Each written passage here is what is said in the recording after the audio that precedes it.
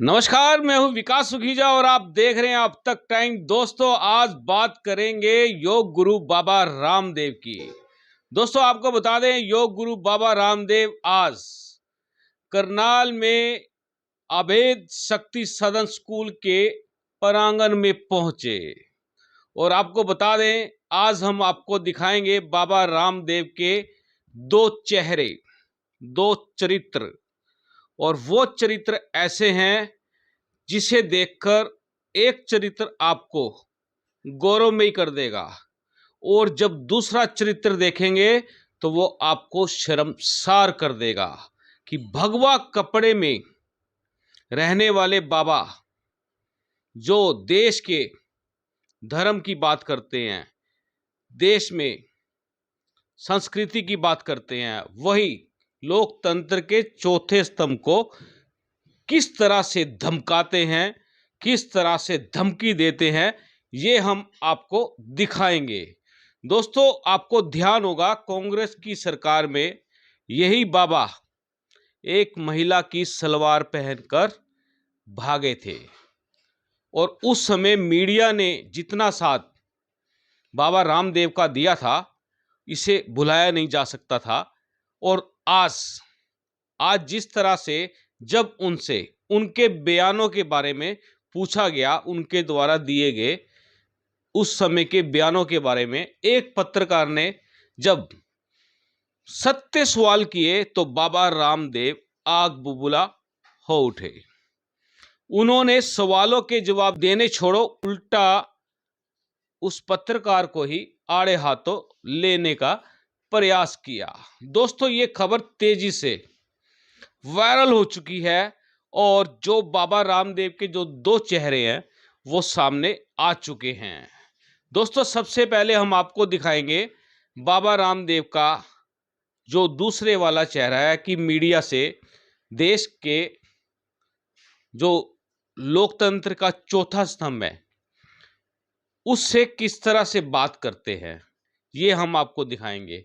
और उसके बाद हम आपको दिखाएंगे कि यही बाबा रामदेव आध्यात्मिक ज्ञान पर किस तरह से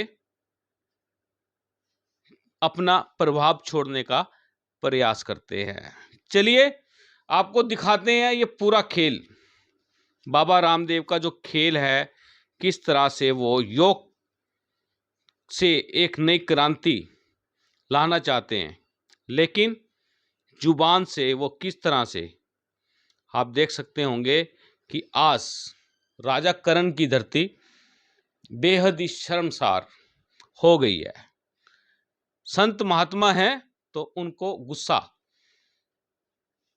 आना स्वाभाविक है, लेकिन दोस्तों, वो संत महात्मा ही क्या जो अपने क्रोध पर कंट्रोल नहीं कर पाया। चलिए आपको दिखाते हैं आज पूरी की पूरी स्टोरी। और दोस्तों, इस पूरी स्टोरी में एक चीज और बताना चाहेंगे आपको।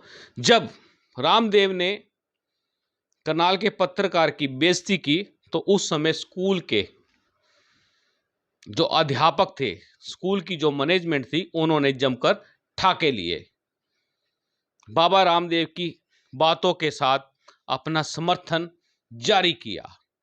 दोस्तों, आज की ये खबर बड़ी शर्मसार है और इसका हम भी कड़े शब्दों में विरोध करते हैं, बड़ी निंदा करते हैं और मांग करते हैं कि बाबा रामदेव को अपने इस आचरण के लिए लोकतंत्र के चौथे स्तंभ से क्षमा मांगनी चाहिए। चलिए आपको दिखाते हैं पहले वाला, किस तरह से रामदेव बाबा आज गुस्से में लाल पीले हो गए। बाबा जी, योग गुरु का नाम लाला रामदेव जी से के नाम से क्यों लिया जाने लगा है? अब तेरे पेट में क्या दर्द हो रहा है? बाबा जी, आपने तो टीवी चैनल पर यह कहा था कि कौन सी सरकार आपको चाहिए, 40 रुपए पेट्रोल वाली सरकार, 300 रुपए सिलेंडर वाली सरकार। बाबा जी, आप ही ने कहा था सरकार बनी थी, आप ही ने कहा था। बाबा जी, आपने कहा था कि नहीं कहा था? बाबा जी, मैंने कहा था, पूछ पड़ेगा मेरी।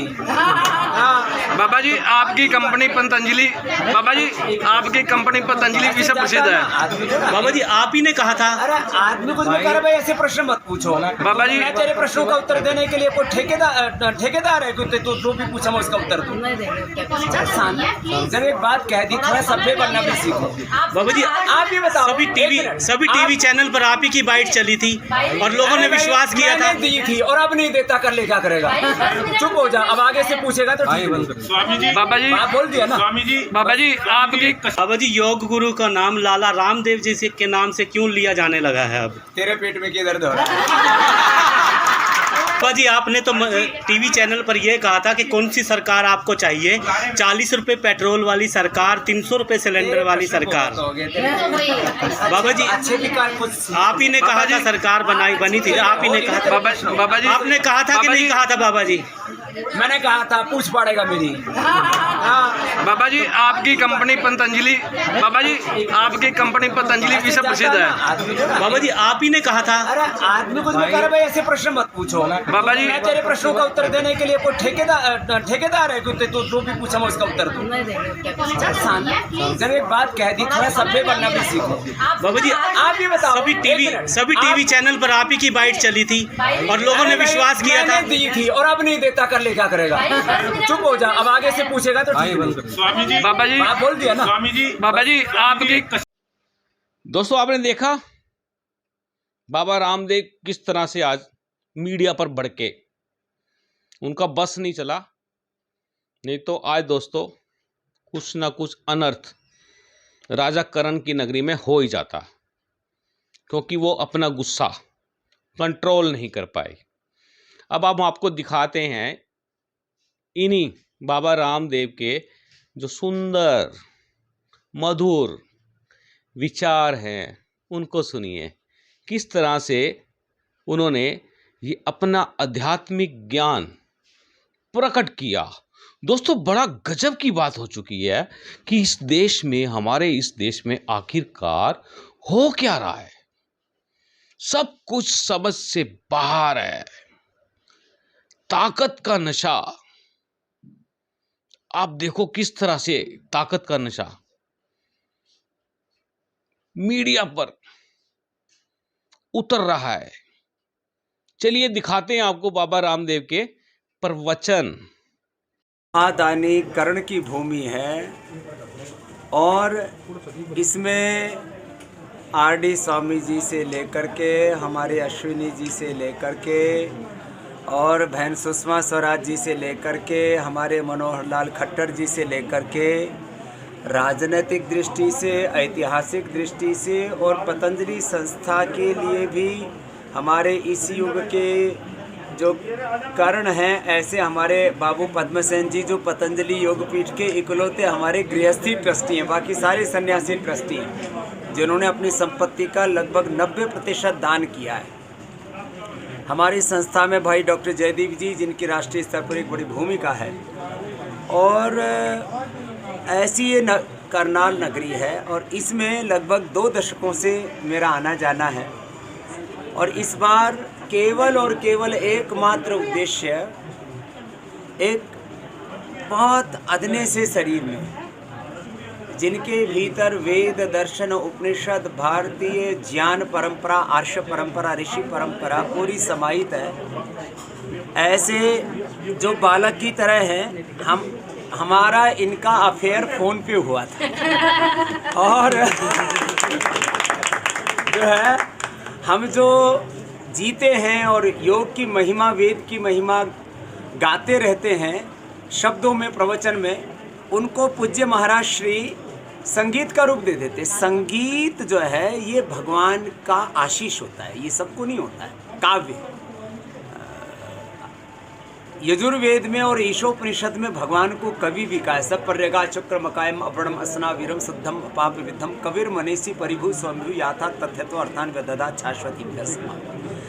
तो पूज्य महाराज श्री उस योग के पूरे ऐश्वर्य को और हमारी पूरी दैवी संपदा, हमारी सनातन संस्कृति को काव्य रूप दे देते हैं। तो ऐसे सैकड़ों जो है काव्य महाराज जी ने लिखे हैं और उनको हम अपने मन से गाते रहते हैं। तो इस बार हम केवल और केवल इस महापुरुष के दर्शन करने आए।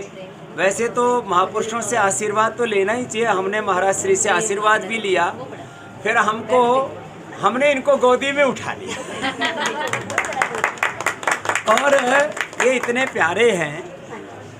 अब देखने में इनका अदना सा कद है और माने अरे राम राम राम, अच्छा आज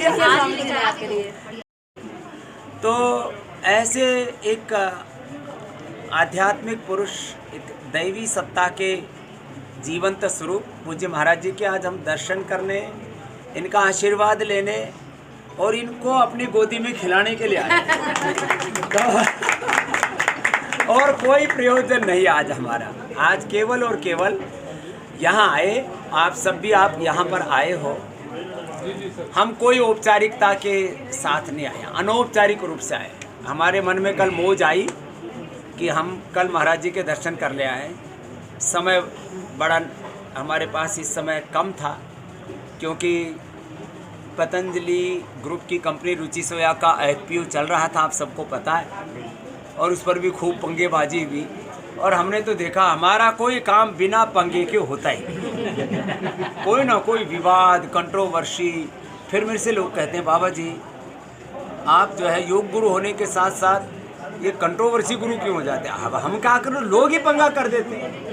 लेकिन जितने लोग पंगा करते हैं, अवरोध डालते हैं, बाधाएं डालते हैं, उतना ही ज़्यादा हम शक्ति के साथ उभरते हैं। ये महापुरुषों की कृपा है। तो वो भी सुपर सक्सेस हो गया जो है IPO भी। तो हमने कहा अब सारे काम हो ही रहे हैं और युद्ध के बीच में ही भगवान श्री कृष्ण ने तो कहा है गीता में युद्धस्व विगतज्वर। तो हम युद्ध के बीच में ही महाराज जी का आशीर्वाद लेने आ गए। तो महाराज जी आप दोनों हाथ धर के हमारे माथे पर हमको आशीर्वाद दो।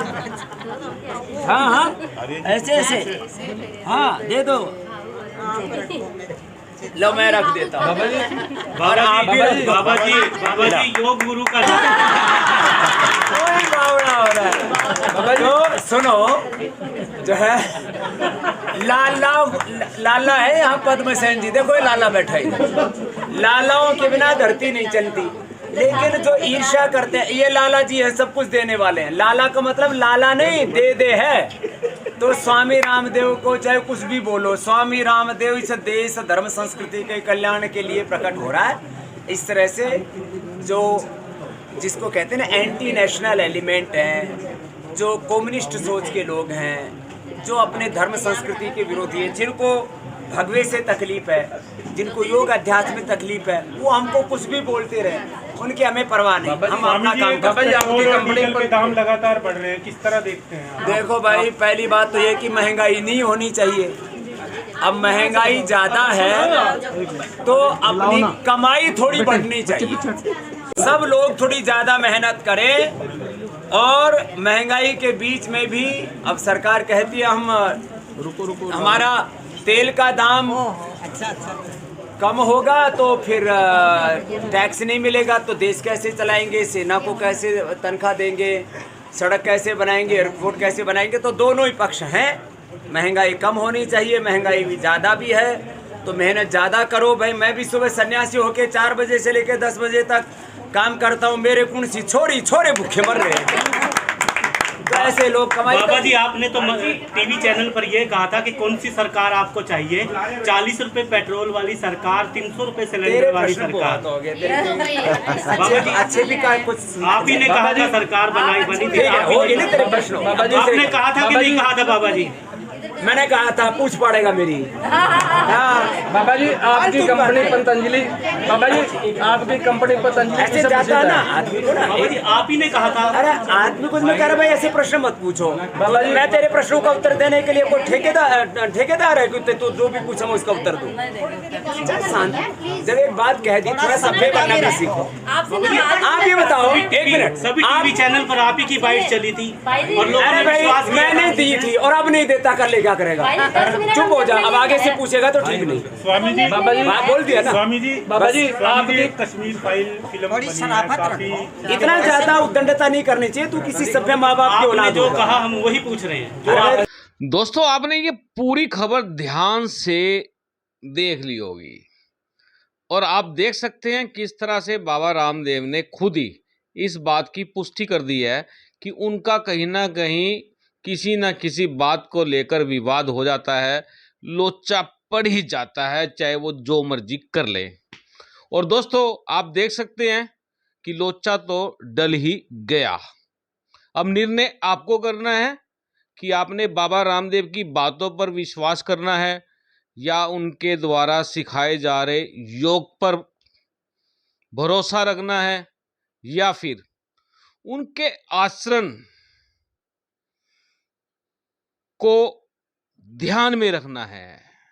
दोस्तों ये निर्णय आपको करना है, लेकिन आपको ये बात तो क्लियर कर दे कि मीडिया के साथ देश के लोकतंत्र के चौथे स्तंभ के साथ संयम से बात करनी चाहिए, क्योंकि पत्रकारों का काम है सवाल करना और नेताओं का, योग गुरु बाबा रामदेव का, अन्य लोगों का काम है उस बात का जवाब देना। यदि जवाब नहीं देना था, मना कर देते कि इस तरह के सवालों का मैं जवाब नहीं दूंगा, धमकाने की क्या ज़रूरत थी। दोस्तों हम चाहेंगे कि आप इस खबर को अधिक से अधिक लाइक शेयर कर दें और अपने कमेंट्स जरूर कर दें, क्योंकि मामला ये अब तूल पकड़ चुका है। आप देख रहे हैं अब तक टाइम्स, मैं हूं विकास सुखीजा। नमस्कार, जय हिंद, जय भारत।